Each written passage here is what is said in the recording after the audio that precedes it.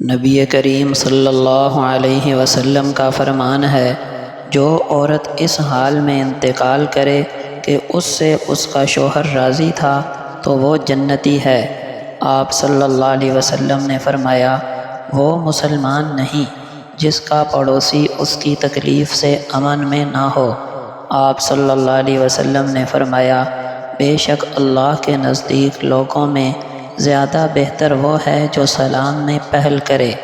آپ صلی اللہ علیہ وسلم کا فرمان ہے، جماعت سے نماز پڑھنا اکیلے نماز پڑھنے سے 27 گنا افضل ہے۔ ارشاد نبوی ہے، تم میں سب سے اچھے وہ ہیں جن کے اخلاق سب سے اچھے ہیں۔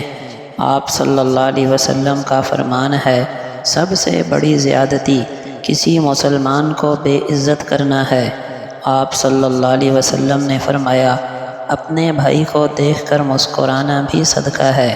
آپ صلی اللہ علیہ وسلم کا فرمان ہے، اللہ تعالیٰ اس شخص پر رحم نہیں فرماتا جو لوگوں پر رحم نہیں کرتا۔